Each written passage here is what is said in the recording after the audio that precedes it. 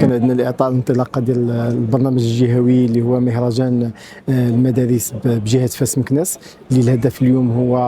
اعطاء واحد الدفعه جديده للانشطه ديال الحياه المدرسيه اللي كنعرفوا هي احدى ركائز اليوم ديال خريطه الطريق ديال اصلاح المنظومه 22 واللي الهدف اليوم هو كما قلت نضعوا واحد الاطار مؤسساتي للاشتغال ديال كافه الانديه على مستوى المؤسسات اللي غيكون طيله السنه الدراسيه، وايضا نخلق واحد النظام تشجيعي وتحفيزي لكافه الاطر الاداريه والتربويه والانخراط في هذا المجال هذا اللي كنراهنوا هو اننا نوصلوا ل 500 الف مستفيد ومستفيده في الفعاليات ديال هذا المهرجان اللي غادي تشمل واحد 22 مجال كتراوح ما بين ما هو ادبي، ما هو فني، ما هو علمي، ما هو ثقافي، وايضا باقي الانشطه الاخرى الرياضيه اللي اكيد كنراهنوا هو ايضا المراكز ديال التفتح اليوم تلعب واحد الدور مهم في العمليه ديال التطوير ديال هذه الفعاليات اللي غتنظم كما قلت في جميع المؤسسات لا العموميه ولا الخصوصيه. وان شاء الله نتمنوا ان هذا المهرجان بهذه الصيغه الجديده ديالو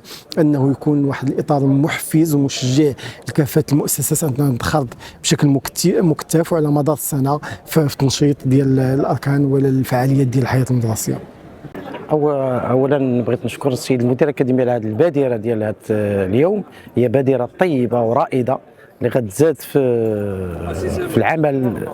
الكبير اللي كتقوم به الاكاديميه الجهويه للتربيه والتكوين جهه فاس مكناس، هو ديال الحياه المدرسيه وتنشيطها وتفعيلها في المؤسسات. فعلا غادي تقيس هذا المهرجان المدارس، غادي يقيس جميع الانشطه اللي كنقوموا بها في المؤسسات التعليميه، وكتكون هي في ظل، ولكن انا تصبح في واحد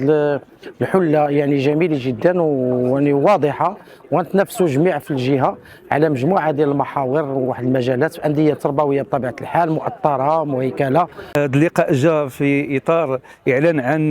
مولود جديد اللي هو مهرجان المدارس اللي عنت عليه الاكاديميه الجهويه لجهه فاس مكناس، وهذه البادره هذه جات في اطار تنزيل خريطه الطريق 2022 وطبيعه الحال اللي الغايه ديالو هو تعزيز التفتح والمواطنه. وهذه البادره هي بادره طيبه، كون ان الهدف منها هو جعل المؤسسات التعليميه هي فضاء للانشطه الحياه المدرسيه وتعزيز الانشطه الموازيه بمؤسسات تعليميه.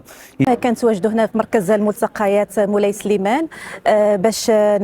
نحضروا واحد الحفل ديال تدشين افتتاح مهرجان المدارس الذي ستنظمه الأكاديمية الجهوية للتربية والتكوين لجهة فاس مكناس. وحنا كنراهنوا على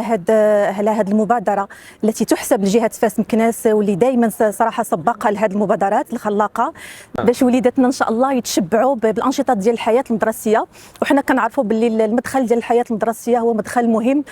في من مداخل خارطة الطريق، خاصة الهدف الاستراتيجي الثالث. إذا كانت الكلمة ديال السيد مدير الأكاديمية كلمة محملة برسائل بيداغوجية تربوية والتي من شأنها سترفع من وتيرة الأنشطة التربوية على مستوى الجهة.